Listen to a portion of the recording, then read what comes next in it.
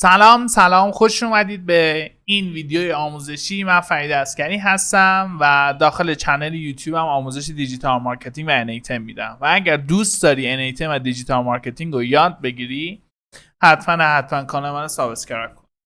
توی این ویدیو که پارت اول آموزش نوتس های انیتن هستش میخوام بهتون یاد بدم که این نوتس ها داخل انیتن چی کار میکنن و زمانی که ما میخوایم یه دستیار هوش مصنوعی یا یک ورکفولیو طراحی کنیم کجای این ورکفولیو قرار میگیرن و چه اتفاقی براشون میفته. یعنی این خاصیت این نوتس ها رو میخوام بهتون آموزش بدم.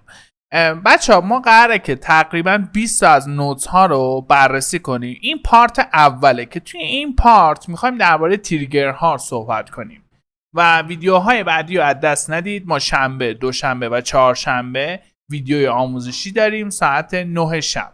حتما کانال رو سابسکرایب کنید. بریم داخل انیتن و اولین نوتسی که ما باهاش خیلی کار داریم وقتی که میخوایم دستیارهای هوش مصنوعی رو طراحی کنیم یا یک ورکفولیوی طراحی کنیم، اولین چیزی که باهاش درگیر میشیم تریگر هستش. خب من یه مثالم براتون میارم داخل این ویدیو و حتما با مثال یاد بگیرید، خیلی بهتره بچه‌ها براتون. خب ببینید تریگر چیه؟ تریگر زمانی که ما میخوایم یک ورکفولیو طراحی کنیم مرحله اول اون ورکفولیو میشه تریگر. تریگر به معنای یک اقدام یا یک اکشن شروع اون ورکفولیوه. اوکی، حالا من یک اولین تریگر که باش خیلی کار داریم و باش دستیارهای هوش مصنوعی مختلفی قرار طراحی کنیم، تریگری هستش که یک اکشنی از کار برمیگیره. حالا من یه مثالم میارم براتون. این دستیار هوش مصنوعی که هوشمندیه که برنامه‌ریزی انجام میده و شما میتونید بهش پیام بدید و این پیام رو میاد با مدل زبانی هوشمندی که هوش مصنوعی که گوگل جیمینای هستش بررسی میکنه و حالا یه حافظه داره و داخل گوگل کلندر ما ست میکنه. اوکی، پس چی شد؟ تریگر ورودیش پیامه، یعنی باید یک پیامی بهش بدی که کار کنه. حالا من میخوام یه مثال خیلی ساده اینجا بهتون بگم. خب به عنوان مثال من میام این تریگر رو وصل میکنم، اوکی، و بهش میگم که اگر که مثلا کاربر اومد یک اکشنی انجام داد، اگه من این دکمه رو زدم تو شروع کن به کار کردن. پس چی شد؟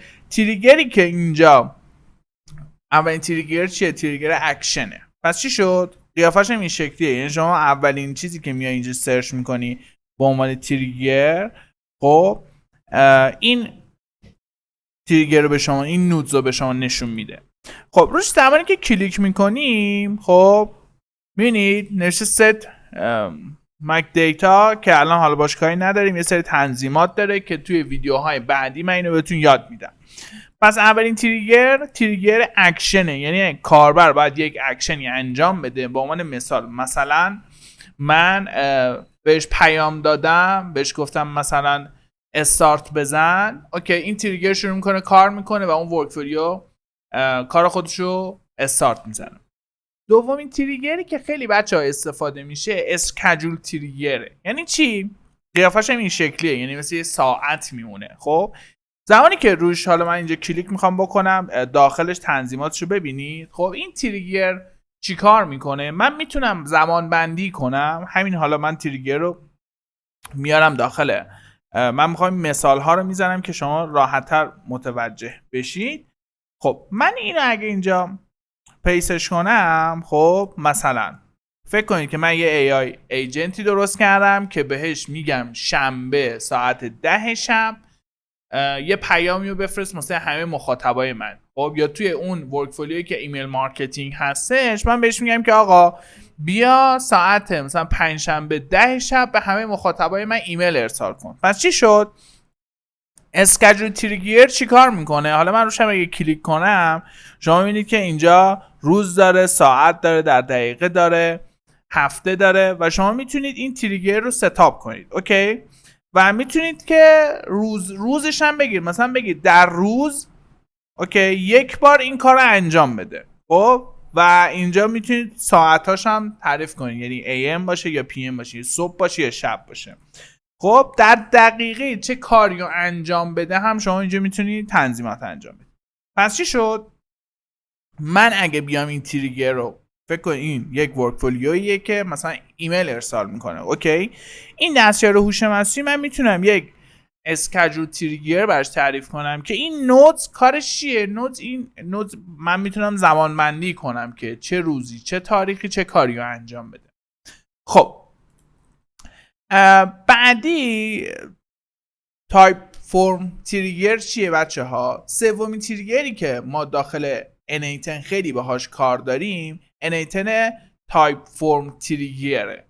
یعنی چی؟ یعنی که من میام، حالا من روشم کلیک میکنم، بازم این مثال رو میارم، اینو پاکش میکنم، میام این تریگر رو کپی میکنم و میارمش داخل این ایجنت و وصلش میکنم. خب یعنی چی؟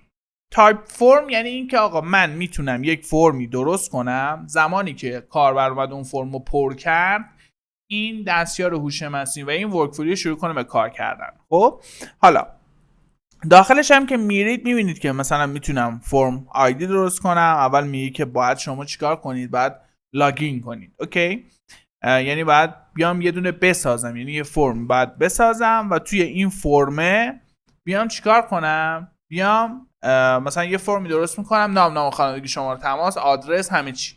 زمانی که این فرمو کاربر پر کرد، این ورکفولیو شروع میکنه به کار کردن. پس ما توی این ویدیو 3 تا تریگر رو یاد گرفتیم که این تریگر ها هر کدوم یک خاصیتی دارن و تریگر اکشن، اسکیجول تریگر و تایپ فرم تریگر.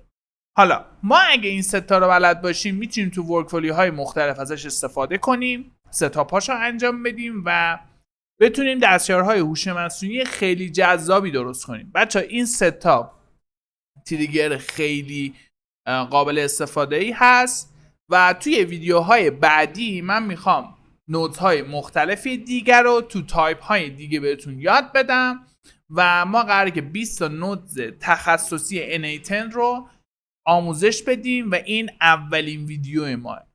امیدوارم که کانال ما رو سابسکرایب کرده باشید و ویدیوهای بعدی ما رو از دست ندید. ما شنبه، دوشنبه و چهارشنبه ویدیو داریم. امیدوارم هر جا هستی شاد و پیروز باشید تا ویدیوی بعدی. خدا حافظ.